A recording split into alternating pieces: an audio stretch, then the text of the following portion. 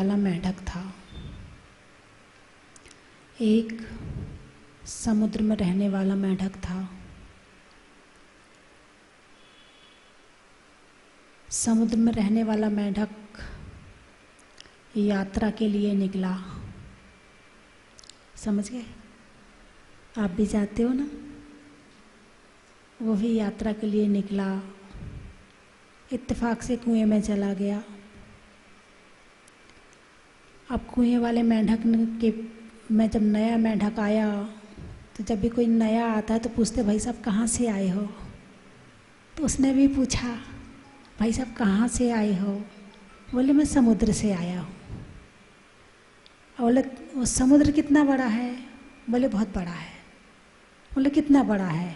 इतना बड़ा? बोले नहीं इससे बड़ा। बोले इतना बड़ा? बोले नहीं इससे बड़ा। बोले इतना बड़ा? बोले नहीं इससे बड़ा। बोले इतना बड़ा?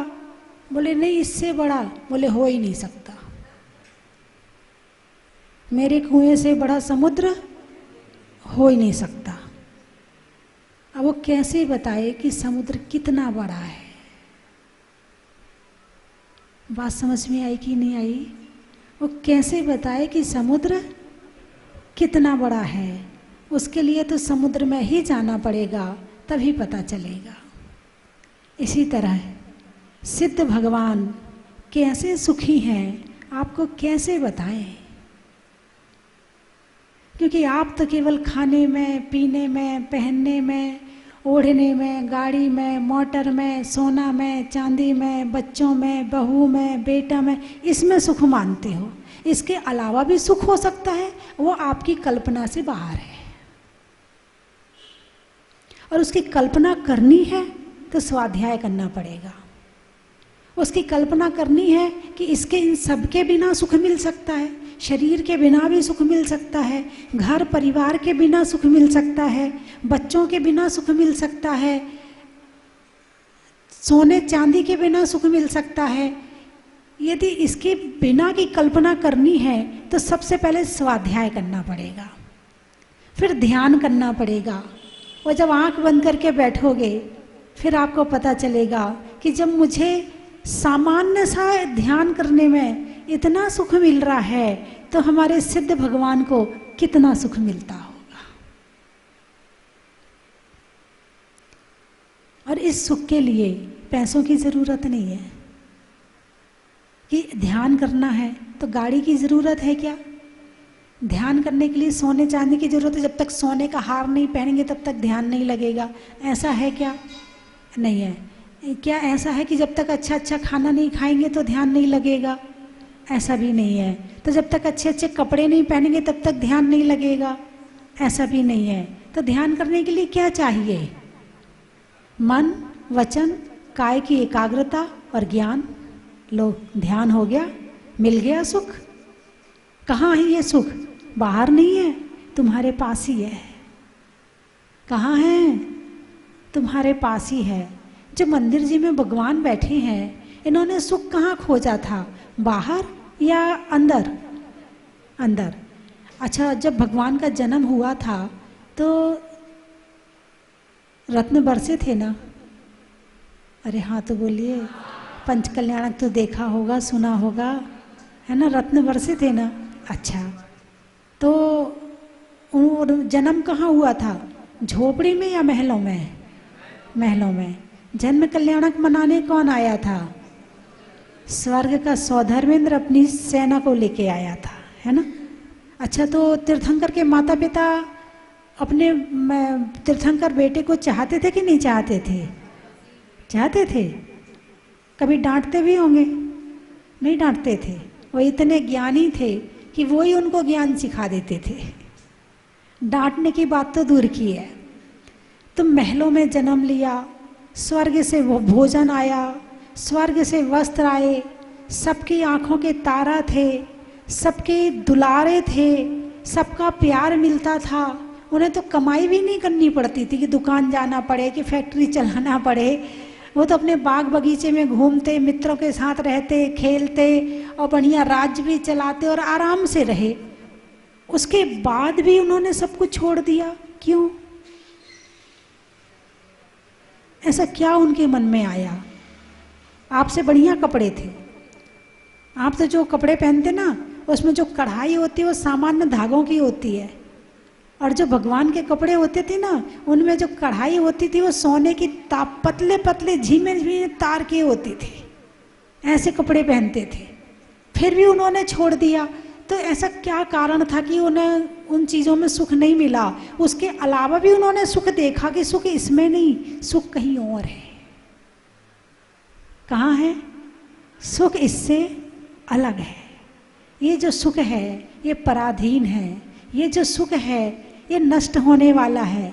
ये जो सुख है दुख देने वाला है ना। बचपन से लेके अभी आप लोग इतनी उम्र के बैठे हैं सभी, कोई 60 का होगा, कोई 50 का होगा, कोई 40 का होगा, इससे कम वाले भी बैठे हैं। 40 से कम वाले शायद नहीं बैठे होंगे, है ना? बैठे हैं? अच्छा ठीक है। तो बचपन से लेके अभी तक आप जितनी मेहनत करते हो वो सुख के लिए करते हो या दुख के लिए करते हो? अरे बोलिए ना। सुख के लिए। मिला? नहीं मिला? हैं? सभी बोले, सबकी बात है ये। क्षणिक सुख मिला, और उसके पीछे, क्षणिक सुख के पीछे दुख है। सांसारिक सुख के साथ में क्या है? दुख है। अच्छा, सबने शादी करी है, यहाँ जितने बैठे सारे शादी वाले हैं। शादी क्यों करी थी? सुख के लिए कि दुख के लिए? अब बताइए कितने लोग परम सुखी हैं? चेयरमैन जो कुर्सी पर बैठे हैं, कितने लोग हाथ उठाकर बताएं परम सुखी हैं? परम सुखी हैं? भगवान को तो परम सुख घर में नहीं मिला था, तुम्हें मिल गया, तुम बड़े भाग्यशाली हो। अभी मोह व्यवस्थित है। क्या है? मोह व्यवस्थित है। अभी वो मोह का सुख हो रहा है। जरा मोह अव्यवस्थित हो जाए, जरा घुटने में दर्द शुरू हो जाए ना, सारे सुख पता चल जाएंगे। कमर में दर्द हो जाए तो सुख पता चल जाएंगे, आंखों में दिक्कत आ जाए तो सुख पता चल जाएगा। अभी और तो छोड़ो भाई साहब, आपके तो बाल पूरे हैं, अभी यही उड़ने लगे तो पता चल जाएगा। ये सुख सब जाने वाले हैं। आया है और ये जाएगा। स्थायी कौन सा सुख है जिसमें किसी दूसरे की जरूरत ना पड़े? मेरा सुख मुझे मैं ही भरा। कहाँ है? संतुष्टि जब भी मिलेगी खुद के सुख से मिलेगी। आज रसगुल्ला खाया, कल फिर इच्छा हो जाएगी। आज आइसक्रीम खाई, कल फिर इच्छा हो जाएगी, है ना? इसमें संतुष्टि नहीं है। संतुष्टि आत्मा में है। संतुष्टि कहाँ है? आत्मा में है, आत्मा के ध्यान में है। और वो परम सुखी हैं हमारे सिद्ध भगवान। परम सुखी किसे कहेंगे? अनंत सुखी, परम सुखी, सर्व सुखी सिद्ध भगवान है। और यहाँ जो सांसारिक सुख है ये क्षणिक सुख है। धीरे धीरे उम्र बढ़ती है तो जब 50 के बाद कुछ बीमारियां आने लगे, लोग कहते एज फैक्टर है, एज फैक्टर है। अब तो ऐसा हो नहीं है। जैसे हो रहा है वो बेचारा नहीं, वो तो दुख मान रहा है, लेकिन सामने वाला उसको दुख नहीं मान रहा है। सामने वाला तो यूं इग्नोर कर रहा है, एज फैक्टर है, तो 70 के हो गए, ऐसा तो हो गई आपके साथ में। और सामने वाला बेचारा मेरी तो कमर में दर्द हो रहा है, वो तो रो रहा है और इन्हें एज फैक्टर लग रहा है। बात समझ में आई कि नहीं आई? ये शरीर भी दुख दे रहा है। परिवार दुख देता है कि नहीं? नहीं देता। अच्छी चीज है परिवार तो, है ना? अरे बोलिए ना। देता है, बहुत दुख देता है। ओ हो। इसीलिए भगवान ने परिवार छोड़ दिया था, है ना? तो कपड़ों से सुख मिलता होगा। यदि ये संसार की चीजें सुख का कारण होती तो हमारे तीर्थंकर भगवान के पास में किसी चीज की कमी नहीं थी। यहाँ तक कि बचपन से लेके बड़े होने तक उनकी आंखों में एक बार आंसू भी नहीं आए थे। बचपन से लेके जब उन्होंने दीक्षा ली तब तक उनकी आंखों में इतना भी जीवन में कष्ट नहीं हुआ कि उनकी आंखों में एक बार आंसू भी आए हों। इतना सुख था उनके पास में, लेकिन उन्हें सच्चा सुख नहीं लगा ये, इसलिए वो सब कुछ छोड़कर दीक्षा लेके चले गए। और जब वहाँ पर 4 घातिया कर्मों का नाश किया तो अनंत दर्शन, अनंत ज्ञान, अनंत सुख और अनंत शक्ति प्राप्त हुई। फिर समूह शरण में विराजमान हो गए, देवताओं ने समूह शरण लगा दिया। फिर समूह शरण में विराजमान होके फिर उनकी दिव्य ध्वनि खिरने लगी और दिव्य ध्वनि के माध्यम से लोगों का कल्याण होने लगा। फिर जब आयु कर्म पूरा हुआ, आयु कर्म पूरा हुआ तो बाकी 3 कर्मों ने स्थिति बराबर करके, और जब शरीर आयु कर्म पूरा हो गया और फिर कहाँ चले गए? मोक्ष में चले गए। शरीर यहीं रह गया, अशरीरी हो गए। कैसे हो गए? अशरीरी हो गए। जब तक शरीर है तब तक दुख है,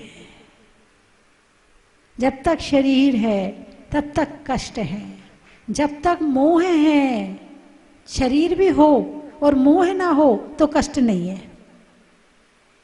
अभी इसी शरीर से आचार्य प्रसन्न सागर जी कितनी तपस्या कर रहे हैं, बोलिए। इतनी गर्मी में भी धूप में बैठ के अभी भी उपवास में, और एक दिन का उपवास नहीं, 12 दिन, 13 दिन, 15 दिन, 17 दिन तक के हाईएस्ट उपवास हुए हैं, और उसके बाद भी वो धूप में बैठ के तपस्या कर रहे हैं। शरीर से मोह दुख का कारण क्या है? अब आ जाओ, शरीर नहीं, शरीर से मोह दुख का कारण है।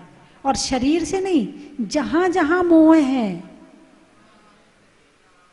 वहां वहां दुख है, जहां जहां मोह है वहां वहां दुख है, और जहां जहां दुख है वहां वहां मोह है। तो किसको छोड़ना है? दुख कैसे छूटेगा? मोह छोड़ा, दुख छूट गया। मोह छोड़ा। अब आप देखो, कोई सफर कर रहा है और उसके जेब में 10,000 रुपये रखे हैं, ठीक है, जेब कट गई, 10,000 रुपये चले गए, कष्ट हुआ कि नहीं हुआ? हुआ ना। उसी 10,000 को वो अपने हाथ से दान दे देता है, खुशी हुई कि नहीं हुई? गए गए दोनों में हैं, लेकिन एक में छीने हैं और एक में मोह कम किया है, हाथ से दिया है, मोह कम करके दिया है। उसमें मोह कम नहीं हुआ था जिसमें जेब कटी थी, इसलिए दुख हो रहा था, लेकिन दान दिया है तो उस चीज से उतना मोह छूट गया, और जितना मोह छूटा उतना सुख मिल गया। दान देने में सुख क्यों मिलता है? क्योंकि उस चीज से मोह छूटता है, और जहां जाता है वहां अच्छी जगह लग रहा है, इस बात की प्रसन्नता होती है। तो जो बात चल रही है कि पुद्गल द्रव्य का उपकार, किसका? पुद्गल द्रव्य का उपकार, सुख दुख जीवित मरणोपग्रहश्च। अब ये संसारी प्राणी क्या समझता है? शरीर में है तो जीवन है, और शरीर में नहीं है तो जीवन नहीं है। वो शरीर को ही जीवन समझ लेता है। यदि किसी को पता चल जाए कि उसको इस दुनिया से जाना है, टाइम आ गया है, क्या होगा? रोएगा नहीं रोएगा? भर भर के आंसू आते हैं, भर भर के आंसू आते हैं। इस आंसू क्यों आ रहे? क्योंकि मोह है। एक व्यक्ति विकल समय सार शास्त्र पढ़ रहे थे, उसमें उदाहरण आया कि एक धोबी एक व्यक्ति का चादर दूसरे को दे गया, दूसरा व्यक्ति ओढ़ के सो गया। ये तो मेरा चादर है, मेरा समझ के और ओढ़ के सो गया। तो जिसका चादर था वो व्यक्ति आया, उसने वो चादर खींची, भाई ये चादर छोड़, ये मेरी है। बोले नहीं मेरी है। बोले निशान देख, इस पे मेरा नाम लिखा है। जैसे ही नाम देखा, अरे ये तो तेरी चादर है, छूट गई। क्या? तेरी है, मोह छूट गई, मेरी है, मोह आ गया।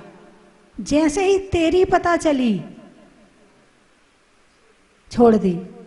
ऐसे ही ये शरीर मेरा है, रोएंगे। ये शरीर मेरा नहीं है, रोना बंद। अरे बोलिए ना, रोना कब आएगा? अब इतने दिन से शरीर में रह रहे थे, इसको नहलाया धुलाया खिलाया पिलाया, इसमें इतनी दवाई लगाई, इसमें इतने काम किए, सारी जिंदगी इसी से तो मोह किया। किया क्या है? रिजल्ट क्या है पूरी जिंदगी का? 60 साल 70 साल के हो गए, रिजल्ट बताओ क्या किया आपने जिंदगी भर में? मोह के अलावा कोई और काम किया हो तो बताओ। ना स्वाध्याय किया, ना भक्ति करी, ना त्याग किया, ना उपवास किए, ना व्रत किया, कुछ नहीं किया। केवल मोह मोह मोह मोह, और इसी मोह ने दुखी कर दिया। और यदि इस मोह को छोड़ते चले जाते तो इस उम्र तक आप बहुत सुखी हो गए होते। तो जीवन और मरण ये पुद्गल का उपकार है।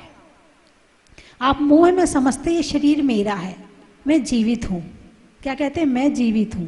शरीर जीवित है तो मैं जीवित हूं, और शरीर मर गया, हाय मरा, हाय मरा। क्या कब करते हो हाय मरा? शरीर मर रहा है, हम कहाँ मरते हैं? कौन मरता है? शरीर छूट रहा है।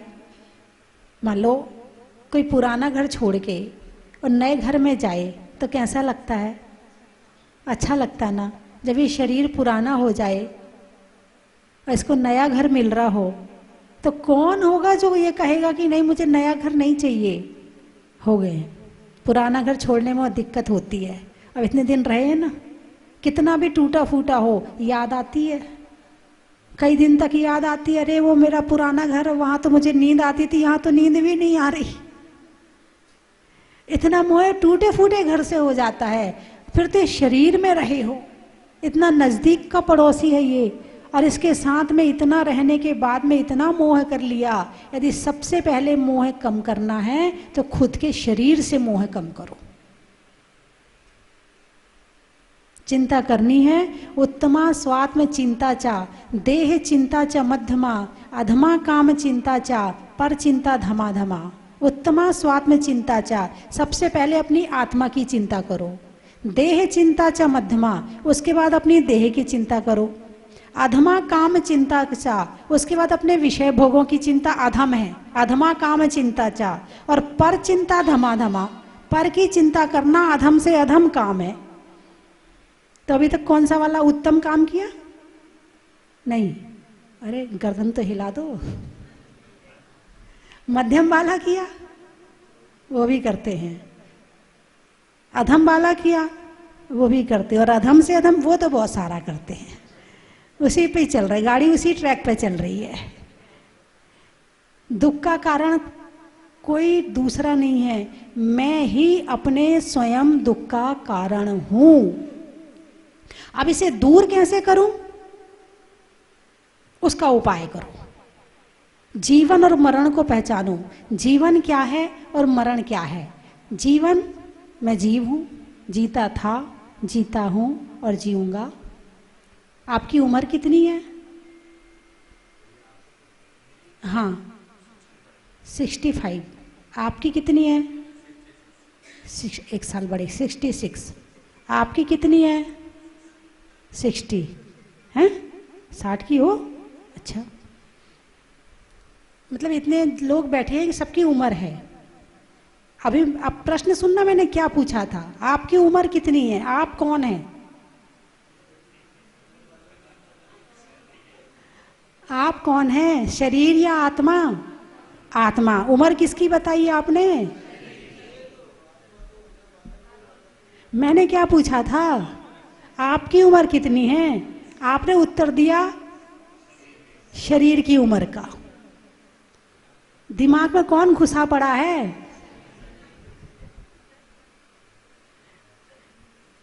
आत्मा की क्या उम्र है? आपकी उम्र की गिनती कब से शुरू हुई थी? जब से जन्म हुआ था। क्या इसके पहले आप नहीं थे? क्या इसके पहले आप नहीं थे? थे तो कहाँ थे? पिछले जन्म में थे, कहीं तो थे ना। तो आपने अपनी उम्र क्या बताई, मैंने पूछा आपकी उम्र क्या है, और ये पूछा आप कौन, बोले आत्मा।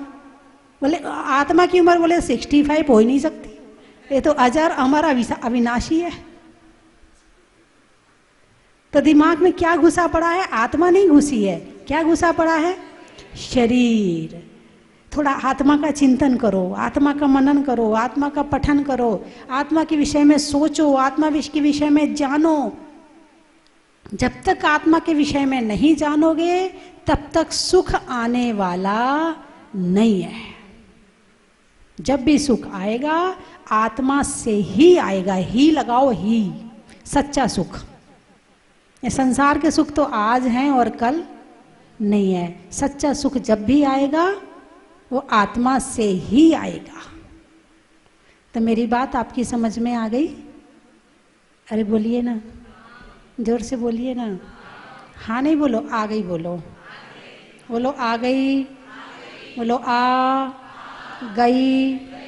चले एक काम करना, आज एक नियम दे देती हूँ कि 1 महीना एक भजन है, हूँ स्वतंत्र निश्चल निष्काम, ज्ञाता दृष्टा आत्म राम।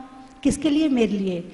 मैं हूँ, कैसा हूँ स्वतंत्र निश्चल निष्काम, ज्ञाता दृष्टा आत्म राम। इस भजन को एक बार तो बोल बोल के पढ़ना है, जिनवाणी में से। हर जिनवाणी में है, हर जिनवाणी में है, ऐसी कोई जिनवाणी नहीं है जिसमें नहीं हूँ। आत्म भावना के नाम से है ना, आत्म भावना के नाम से है। आत्म कीर्तन मान लो उसको, उसमें आत्म कीर्तन लिखा होगा। तो 1 महीने का नियम है कि ये वाला भजन रोज पढ़ना है और जोर से बोल के पढ़ना है, और बड़े धीमे धीमे। जो मैंने तर्ज बताई ना, जो मैं हूँ वह है भगवान, जो वह है मैं हूँ भगवान, अंतर यही ऊपरी जान, बेविराग जह राग वितान। एक एक लाइन को बड़ी गहराई से समझ के 1 महीने तक पढ़ना है। बोलिए अरे हाँ तो बोलो, हाथ उठाकर बताओ। बड़े धीमे धीमे गा गा के, धीमे धीमे एक एक लाइन को समझ के, ठीक है। इसके बाद आपका दोबारा मन करे तो आपके मोबाइल में भी सर्च कर लेना, उसमें भी मिल जाएगा। तो दिन में 2-4 बार उसमें से भी सुन लेना, तो तर्ज आपकी दिमाग में बैठ जाएगी अच्छे से, और वो जितने बार सुनोगे उतने बार वो अंदर जाएगा, ठीक है ना। अरे हाँ या ना? एक बार फिर से हाथ उठा दो। मैं सबके देख रही हूँ, पीछे वालों को भी। हाँ हाँ, पकड़ के उठवा दो पड़ोसी का। जितने टीवी में देख रहे वो भी नियम ले लिया। तो ये भजन, और एक वो भी है, आओ झूलो मेरे चेतने आत्म भवन में। ये पता नहीं जिनवाणी में है कि नहीं है, ये मुझे नहीं पता है। यदि हो तो पढ़ लेना, अच्छी बात है। इसके अलावा एक वो वाला भजन है, जिया कब तक उलझेगा। आपके मोबाइल में सारे भजन हैं ये वाले, और जब इसको लगा के बैठ जाओ और आंख बंद कर लो और इसको सुनते जाओ और चिंतन करते जाओ कि कितने जन्मों से हम भटक रहे हैं, कितने संकल्प विकल्पों में भटक रहे हैं, ऐसा मन में विचार करते जाओ और भजन को सुनते जाओ। ऐसे बहुत सारे जैन आध्यात्मिक भजन आपके मोबाइल में हैं, तो आप उसको निकालें और उसको लगातार लगातार लगातार उसकी भावना भाएं, उसको सुने। आपको बड़ी शांति मिलेगी, बहुत शांति मिलेगी। ऐसा लगेगा कि मैं एक कहाँ की दुनिया से निकल के एक दूसरी दुनिया में आ गया, यूँ आपको महसूस होने लगेगा। अभी जो जी रहे ना वो शरीर की दुनिया है, और जो मैं बता रही हूँ ना वो आत्मा की दुनिया है। कहाँ की दुनिया है? और मैं कौन हूँ? आप कौन है? घुसा पड़ा है, शरीर को निकालना बड़ा मुश्किल आपके अंदर से, है ना। चलिए, आपको मेरी बात समझ में आ गई, समाप्त करूं। मैं 3 चीज़ें बोलूँगी, आपको कहना बड़ा ही महत्व है। रात्रि में समा का, पैसों में जमा का, और हमारी अपनी आत्मा का बड़ा ही महत्व है। कढ़ाई में करने का, बच्चों के बढ़ने का, और आध्यात्मिक भजन को सुनने और पढ़ने का बड़ा ही महत्व है। चेहरे में, शरीर में मुख का, हवा के रुख का, और जीवन में सुख का बड़ा ही महत्व है। पानी में मगर का, चलने में डगर का, आने वालों में कल्याण नगर और महेश नगर का बड़ा ही महत्व है। स्वर्ग में परी का, बैठने में दरी का, और आने वालों में जनकपुरी का बड़ा ही महत्व है। गाने में सुर का, नृत्य में नुपुर का, आने वालों में जयपुर का बड़ा ही महत्व है। जंगल में शेर का, फलों में बेर का, और आने वालों में अजमेर का बड़ा ही महत्व है। वृक्षों में बड़ का, बड़ की जड़ का, आने वालों में किशनगढ़ का बड़ा ही महत्व है। पान में चूना का, अनाज में चना का, और आने वालों में पूना का बड़ा ही महत्व है। लिखने में कॉपी का, लिखने में कॉपी का, होने में प्रतापी का, और आने वालों में वापी का बड़ा ही महत्व है। महिलाओं में कड़ा का, भोजन में बड़ा का, आने वालों में बांसवाड़ा का बड़ा ही महत्व है। नहीं करने में फिकर का, बातों में जिक्र का, आने वालों में सीकर का बड़ा ही महत्व है। चैन में कड़ी का, या भोजन में कढ़ी का, बूढ़ों में झड़ी का, और आने वालों में केकड़ी का बड़ा ही महत्व है। लिखने में पाटी का, लिखने में पाटी का, वस्तुओं में खट्टी का, और आने वालों में गुवाहाटी का बड़ा ही महत्व है। रंगों में हरा का, गाँव में दरा का, आने वालों में पदमपुरा का बड़ा ही महत्व है। गर्मी में घड़ा का, भोजन में बड़ा का, और आने वालों में भीलवाड़ा का बड़ा ही महत्व है। जेब में नोट का, नेता में वोट का, और आने वालों में बड़ौत का बड़ा ही महत्व है। बोलिए 24वां भगवान।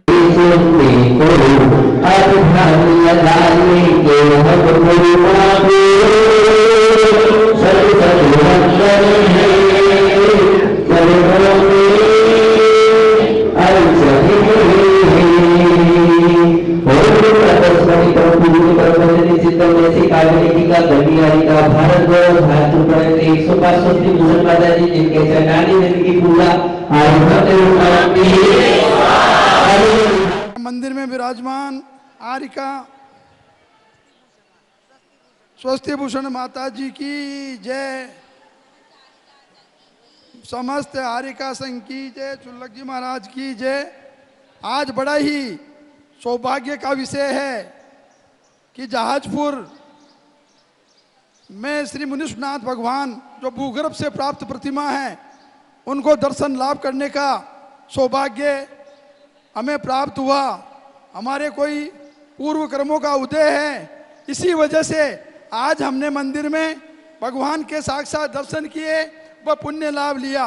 वह इस क्षेत्र के विकास के लिए हम हमेशा तत्पर रहेंगे, यही हमारा कहना है। बोलो मुनीश्वरनाथ भगवान की जय। जय। बहुत ही सौभाग्य है कि आज हम दुर्ग मंगलचंद बलदेव बाकलीवाल परिवार को शांतिधारा का मिला, और रात में जब हम यहाँ आए तो सुबह भावना बन गई थी कि हमको शांतिधारा करना है।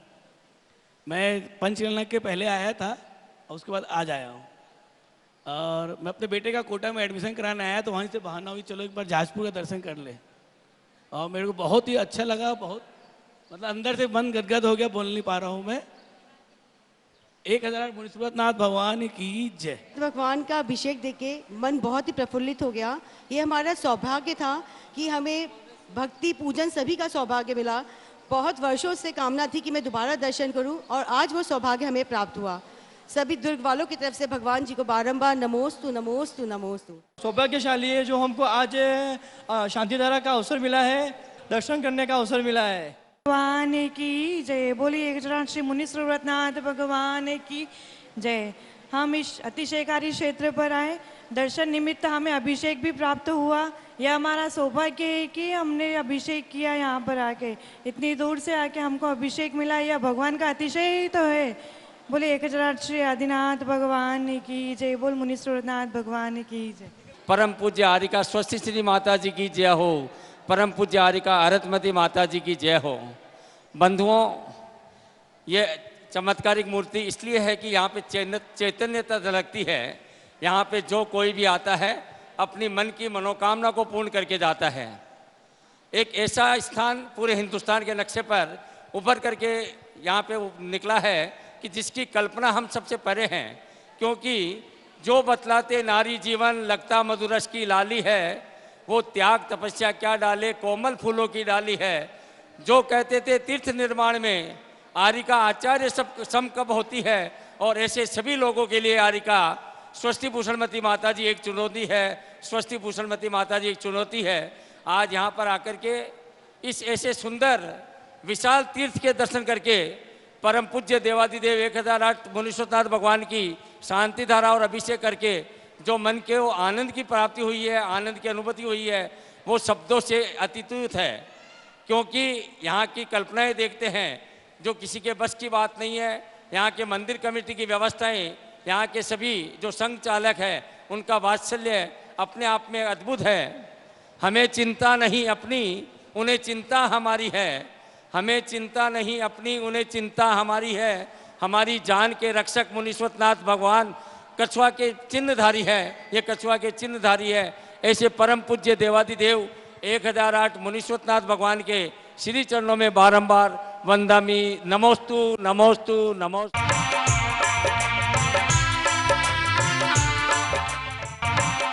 चन की थाल को सजाओ रे आज, रत्नों की थाल को भर लाओ रे आज। आओ आओ करे रे गुणगान आरती भगवन की। आओ आओ करे गुणगान आरती भगवन की। आओ आओ करे रे गुणगान आरती भगवन की।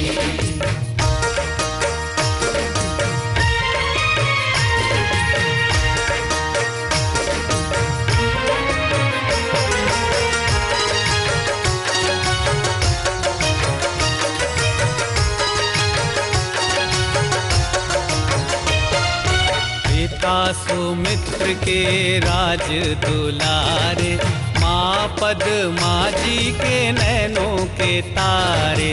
पिता सुमित्र के राज दुलारे, माँ पद्मा जी के नैनों के तारे। राजगृही में जन्म लियो आप, राजगृही में जन्म लियो आप। आओ आओ मनाए खुशी आज आरती भगवन की। आओ आओ करे गुणगान आरती भगवन की। आओ आओ करे गुणगान आरती भगवन की।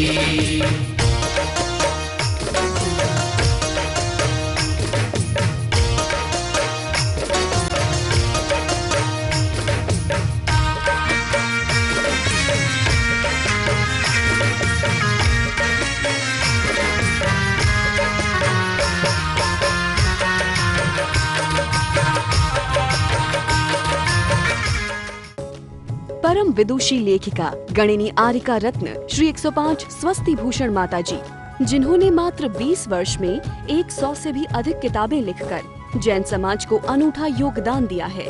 बड़े बड़े विधान जैसे कल्पद्रुम महामंडल विधान, सिद्ध चक्र महामंडल विधान, इंद्रध्वज महामंडल विधान एवं विशेष जिनपद, पूजांजलि आदि महत्वपूर्ण साहित्य बहुत ही सरल व सुबोध शैली में लिखे हैं, जिसमें गद्य एवं पद्य साहित्य भी समाहित है।